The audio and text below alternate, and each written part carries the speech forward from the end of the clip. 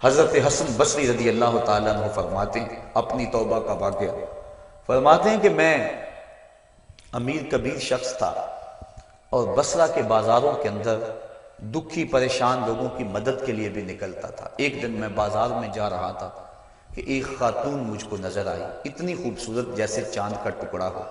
میں نے مسلسل اس کی طرف دیکھنا شروع کر دیا۔ اس نے کہا اما تستحی، تجھے حیا نہیں آتی، مجھے دیکھے جا رہے؟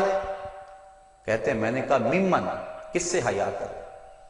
تو اس عورت نے کہا فَمَنْ يَعْلَمُ خَائِنَةَ الْأَعْيُنِ وَمَا تُخْفِي الصُّدُورُ، اس سے حیا کرو جو دلوں کے بھید جانتا ہے، جو آنکھوں کی خیانت کو جانتا ہے، اس سے حیا کرو۔ کہتے ہیں یہ بات تو بہت بڑی تھی، لیکن اس کا حسن ایسا تھا کہ مجھے اس کے باوجود اس کی طرف رغبت رہی اور میں مسلسل اس کو دیکھتا رہا۔ اس نے پھر مجھے کہا کہ کیا معاملہ ہے کہ تم میری طرف دیکھنا چھوڑتے نہیں ہو، کون سی چیز پسند آئی؟ تو کہتے ہیں میں نے اس کو کہا کہ تیری جھیل سی آنکھوں میں ڈوبنا چاہتا ہوں اور یہ میرے لیے ایک باعث کشش ہے۔ اس نے کہا تم رکو، شاید تمہارا مطلوب پورا ہو جائے۔ میں وہاں رکا اور وہ اپنے گھر چلی گئی۔ تھوڑی دیر کے بعد اس کی خادمہ تشت کے اوپر کپڑا ڈالا ہوا ہے اور میرے طرف بڑھایا۔ کہتے ہیں میں نے جب کپڑا اٹھایا تو اس کے اندر اس کی دو آنکھیں تھیں اور اس کے اوپر لکھا ہوا تھا کاغذ کے ٹکڑے پہ لا ارید عینا یفتتن بسببھا احد، میں ان آنکھوں کو رکھنا ہی نہیں چاہتی جس کی سبب سے ایک مومن فتنے میں پڑ جائے۔ کہتے ہیں کہ میں نے اپنی داڑھی کو پکڑا اور زاروں کے تار رونے لگا۔ میں نے کہا اے حسن بصری تو اس عورت سے بھی گیا گزرا ہے، اتنا خوف اس کے سینے کے اندر؟ کہتے ہیں میں داڑھی کو پکڑ کے زاروں کے تار رویا اور گھر چلا گیا۔ ساری رات میں نے توبہ میں گزاری۔ جب صبح کا سپیدہ طلوع ہوا میرے دل میں خیال آیا جس نے اپنی آنکھیں وار دی اس سے بھی تو معذرت کر رہا ہوں، اللہ سے تو معافی مانگی۔ کہتے ہیں کہ میں صبح اٹھا اور جب اس عورت کے گھر کے دروازے کے قریب پہنچا تو اس کا جنازہ نکل رہا تھا۔ میں پھر بڑا پریشان ہوا، واپس آیا، سارا دن مشکل میں گزارا۔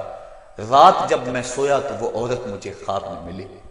میں نے کہا کہ مجھے کوئی وصیت کرو، تو اس نے کہا اذا خلوتا فاذکر اللہ، میں تجھے وصیت یہ کرتی ہوں جب تم تنہائی میں ہوا کرو تو اللہ کو یاد کیا کرو۔ وَإِذَا أَصْبَحْتَ وَأَمْسَيْتَ فَاسْتَغْفِرِ اللَّهَ وَتُبْ إِلَيْهِ، اور جب تم صبح کرو یا شام کرو تم استغفار پڑھا کرو اور اللہ سے توبہ کیا کرو۔ حضرت حسن بصری فرماتے ہیں کہ اس عورت کا یہ عمل مجھے توبہ کے راستے پہ ڈال لیا، پھر وہ حسن بصری زمانے کے امام اور مقتدا بنے۔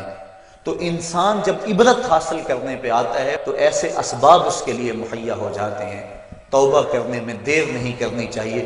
بعض بات بندہ سوچتا ہے کہ ابھی میرے بڑے کام پڑے ہوئے ہیں، جب میں بوڑھا ہوں گا میں ریٹائرمنٹ لے لوں، میں بچوں کی شادیاں کر لوں، بس پھر فراغت ہو جائے گی، بچے کاروبار سنبھال لیں گے، پھر میں ہوں گا، مسجد ہوگی۔ یہ ایسا بندہ کہہ رہا ہے جس کی ملک ایک سانس بھی نہیں ہے، جو ایک سانس کا بھی مختار نہیں ہے، اور ایسے بات کر رہا ہے جس طرح سب کچھ اس کے قبضے میں ہو۔ تو توبہ کے اندر تاخیر نہیں کرنی چاہیے۔ بنی اسرائیل کے اس شخص کا واقعہ آپ کو پہلے بھی شاید میں نے کسی مجلس کے اندر عرض کیا تھا کہ جس کو طول عمل نے برباد کر دیا، اس کی نیکیوں کی وجہ سے اس کو خبر پہنچی کہ اس کی عمر 1000 سال ہے، تو اس نے کہا جب میری عمر اتنی لمبی ہے تو پھر میں عبادت کی بھٹی کے اندر کیوں جلتا رہوں؟ میں 900 سال گناہ کر لیتا ہوں اور 100 سال قبل توبہ کر لوں گا اور گناہوں کی معافی چاہوں گا۔ 900 سال گناہ کرتا رہا، 100 سال جب باقی رہا خیال آیا، پھر سوچا ابھی بڑا وقت پڑا ہوا ہے، میں 90 سال مزید گناہ کر لیتا ہوں، 10 سال قبل میں جو ہے وہ توبہ کر لوں گا۔ 10 سال رہ گئے، پھر خیال آیا 9 سال گناہ کر لیتا ہوں، 1 سال قبل توبہ کر لوں گا۔ جب 1 سال رہ گیا پھر توبہ کی سوچ آئی تو کہنے لگا 12 ماہ ہوتے ہیں سال کے، میں 11 ماہ تک گناہ کر لیتا ہوں، 1 ماہ قبل میں توبہ کر لوں گا۔ پھر 1 ماہ بھی گزرا، ہفتے تک بات پہنچی، حتیٰ کہ 1 دن رہ گیا، اور پھر وہ کہتا تھا بھی فلاں فلاں گناہ میرا رہتا ہے وہ میں کر لوں۔ ایسی لت پڑ گئی تھی گناہ کہ بنی اسرائیل کا وہ شخص کہ جو اس انتظار میں تھا کہ بس یہ گناہ کر لوں اور یہ گناہ کر لوں پھر توبہ کر لوں گا، اچانک موت آئی اور موت نے اس کو دبوچ لیا اور وہ توبہ کے بغیر مر گیا۔ تو طول عمل، لمبی امید کہ ابھی وقت میرا بڑا پڑا ہوا ہے، پہلے تو پتہ ہی نہیں ہے کہ وقت موجود بھی ہے یا کہ نہیں، اگلی سانس آئے گی یا کہ نہیں، دوسری بات جو کیفیت اب ہے پتہ نہیں آگے ہو یا نہ ہو۔ شیطان کو جتنی مہلت دو گے، جتنی بیماری گھر کر جائے گی، اس قدر ہی اس کا ختم ہونا مشکل ہے۔ اس لیے جب گناہ کرے تو فوراً توبہ کر لے، گناہ مٹ جاتا ہے۔ اور اگر انسان کہتا ہے کہ نہیں یہ کر لوں پھر توبہ کروں گا، تو توبہ کو مؤخر کرنا انسان کو گناہ پر دلیر بنا دیتا ہے۔ اور ایک حدیث میں آتا ہے جب انسان گناہ کرتا ہے تو اس کے دل پر ایک سیاہ نقطہ پڑتا ہے، اگر وہ توبہ کر لے تو وہ مٹ جاتا ہے، دل شفاف ہو جاتا ہے۔ لیکن اگر وہ توبہ نہ کرے پھر دوبارہ گناہ کرے تو دل پر ایک اور سیاہ نقطہ پڑ جاتا ہے، پھر وہ گناہ کرتا رہتا ہے اور دل کے اوپر سیاہی پھیلتی رہتی ہے، حتیٰ کہ ایک دن آتا ہے کہ پورا دل اس سیاہی کی لپیٹ میں آ جاتا ہے۔ اور جب پورا دل سیاہ ہو جائے پھر گناہ کر کے بھی اس کو ندامت اور شرمندگی نہیں ہوتی۔ مومن تو جب گناہ کر بیٹھتا ہے تو محسوس کرتا ہے جس طرح پہاڑ کے نیچے آ گیا، ابھی گر جائے گا اور مجھے کچل دے گا۔ اور منافق یہ سمجھتا ہے گناہ کرنے کے بعد کہ بدن پہ مکھی بیٹھی تھی، ہلکے سے اشارے سے میں نے اس کو اڑا دیا، وہ مکھی کے بیٹھنے جیسی کیفیت کا احساس کرتا ہے منافق۔ تو جب دل سیاہ ہو جائے تو بندہ گناہ پہ گناہ کرتا ہے، زندگی گناہوں سے لتڑی ہوئی گزرتی ہے لیکن توفیق توبہ نہیں ملتی۔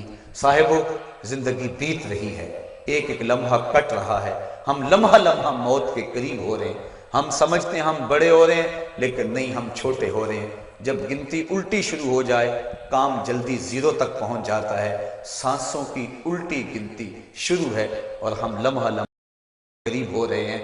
رمضان کا موسم ہے، جمعۃ المبارک کا یوم سعید ہے، سہانی گھڑیاں ہیں، امٹتی ہوئی رحمتوں کی برسات ہے۔ فرمایا حدیث میں کہ ایک ساتھ جمعۃ المبارک میں ایسی ہوتی ہے جس میں جو دعا مانگو اللہ اسے قبول فرما لیتا ہے۔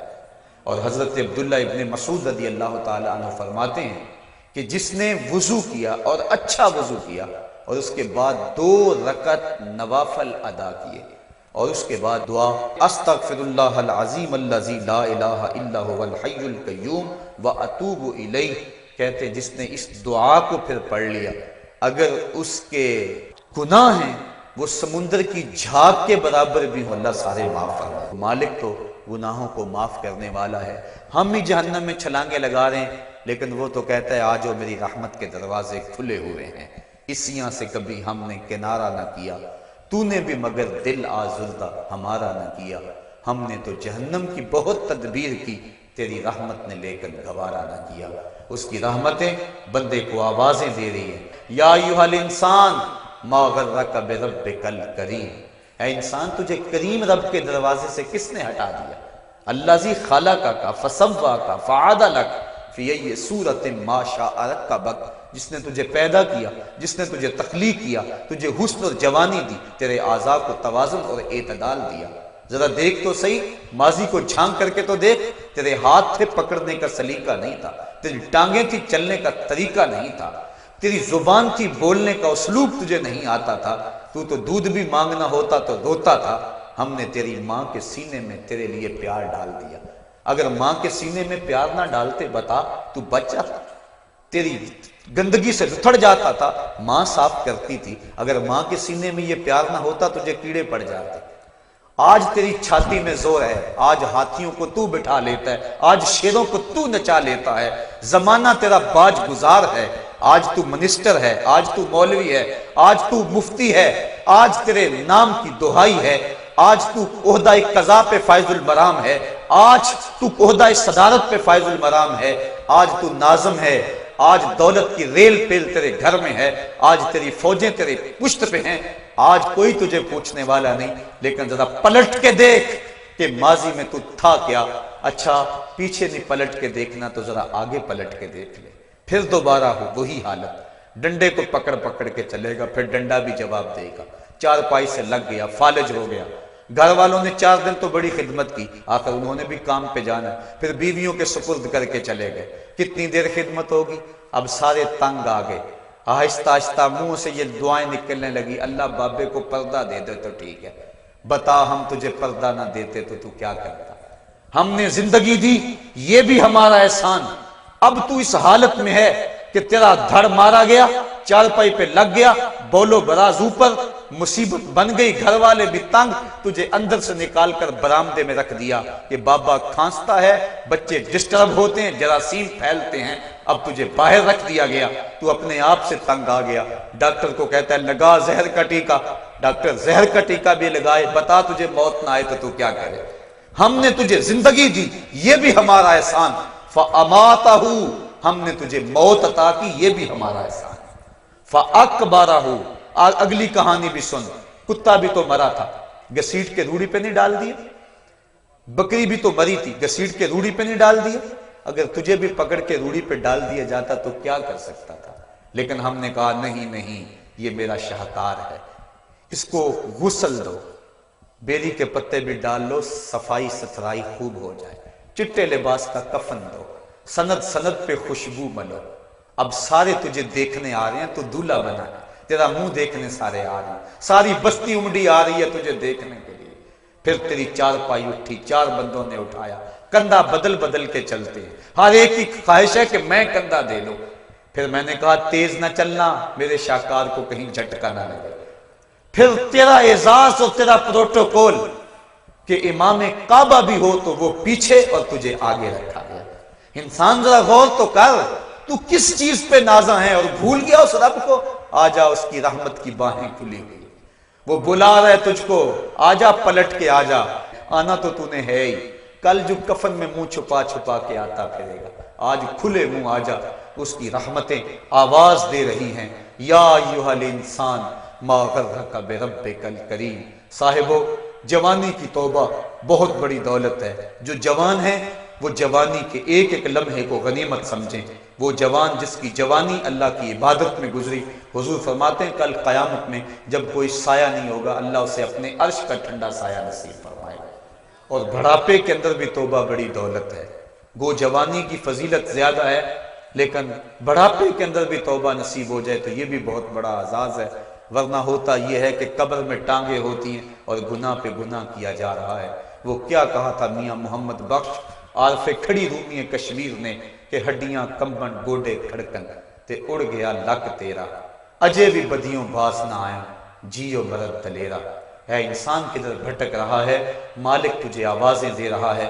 کبھی بھاگے ہوئے کو بھی یوں آوازیں دی جاتی ہیں، کبھی در چھوڑ کے بھاگنے والوں کو بھی یوں بلایا جاتا ہے، لیکن کہتا ہے توبو اللہ، آ جاؤ، میری رحمت کے دروازے کھلے ہوئے ہیں، ابھی مغرب سے سورج طلوع نہیں ہوا، میرے بندے جب تو توبہ کا ہاتھ پھیلائے گا میں تیرے گناہ جو ہیں وہ فرشتوں کے خیالوں سے بھی مٹا دوں گا، نامہ اعمال سے بھی مٹا دوں گا، جو زمین گواہ بنی ہے وہ بھی گواہی دینا بھول جائے گی، تیرے اعضاء بھی بھول جائیں گے، گناہ تجھے بھی یاد نہیں رہیں گے اور ان چار گواہوں کو یاد نہیں رہیں گے۔ کل قیامت کے دن جب رب کے حضور ملے گا تو کوئی گواہ تیرے گناہوں کا موجود نہیں ہوگا۔ آ تو صحیح، جھولی پھیلا تو صحیح، ہم تو مائل بکرم ہیں کوئی سائل ہی نہیں، ہم تو مائل بکرم ہیں کوئی سائل ہی نہیں، راہ دکھلائیں کسے کوئی رہ روے منزل ہی نہیں۔ آؤ، توبہ کا دروازہ کھلا ہے، اس کی رحمتوں کا دروازہ واہ ہے، اس کی کرم نوازیاں تمہیں آواز دے رہی ہیں، جھجک آتی ہے اس کے در پہ آتے ہوئے، چلو میرے نبی کا وسیلہ لے کر آ جاؤ۔ وَلَوْ أَنَّهُمْ إِذْ ظَلَمُوا أَنفُسَهُمْ جَاءُوكَ، اگر تم گناہ کر بیٹھے ہو، اپنی جانوں پہ ظلم کر بیٹھے ہو، آؤ تمہیں توبہ کا ایک اور راستہ دکھاؤں، آسان راستہ، کہ تم میرے نبی کی چوکھٹ پہ آؤ اور یہاں آ کے معافی مانگو، پھر میرا نبی تمہارے لیے ہاتھ اٹھا دے۔ تم تو معافی مانگنے آئے تھے، لَوَجَدُ اللَّهَ تَوَّابًا رَحِيمًا، توبہ تو ملنی ہی ملنی ہے، نبی کو ساتھ لے آئے ہو، میں رحمت بھی فرما دوں گا، اضافی رحمت اپنی جانب سے فرماؤں گا، آؤ تو صحیح میری چوکھٹ پہ۔ اللہ کے محبوب کی چوکھٹ پہ صحابہ آیا کرتے تھے اور محبوب کے جب ہاتھ اٹھتے تو پھر دعائیں قبول ہوتی، توبہ کے دروازے کھل جاتے اور اللہ کی رحمتیں برستی۔ ابو لبابہ کی توبہ کا واقعہ کتب حدیث کے اندر موجود ہے اور دیگر صحابہ کی توبہ کے واقعات موجود ہیں۔ حضور کے انتقال کے بعد حضور کی قبر پہ چلے جاؤ، امام عطابی کہتے ہیں کہ میں حضور کے روضے پہ بیٹھا تھا، ایک دیہاتی آیا اور حضور کے روضے پہ کھڑا ہو کے کہنے لگا حضور میں گناہوں کی بخشش کے لیے آیا ہوں اور بغیر مغفرت کے تو نہیں جاؤں گا۔ کہتے ہیں وہ اس قدر فریاد کرتا رہا، روتا رہا کہ مجھے اس کی حالت پہ ترس آ رہا تھا۔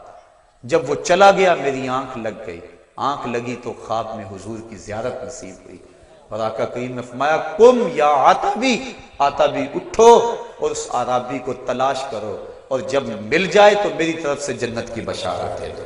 اور صاحب مدارک نے ایک روایت لکھی ہے کہ ایک شخص حضور کے روضے پہ آیا اور حضور کے مبارک روضہ کی مٹی کو، تربت نور کو اپنے سر میں ڈال رہا ہے اور کہتا ہے میں تو گناہوں کی بخشش کے لیے آیا ہوں۔ یہ حضور کے انتقال سے 3 دن کے بعد کا واقعہ ہے۔ وہ کہتا ہے میں تو مغفرت کے بغیر جانا ہی نہیں ہے۔ وہ تو چلا گیا لیکن یہ جم کے بیٹھ گیا، غنی کے در پہ ڈیرے جما دیے، کہا میں تو نہیں جاؤں گا جب تک میری مغفرت نہ ہو۔ فنودی من القبر انہ قد غفر لک، صاحب مدارک لکھتے ہیں گنبد خضرا سے آواز آئی جا تیرے گناہوں کو معاف کر دیا گیا، مجرم ہو تو منہ اشکوں سے دھوتے چلے آؤ، آؤ در تواب پہ روتے چلے آؤ۔ قرآن میں مذکور ہے بخشش کا طریقہ، سرکار کی دہلیز سے ہوتے چلے آؤ۔ آفاق کے ہر ہر گوشے میں قرآن سنا کر دم لینا، اب رکنا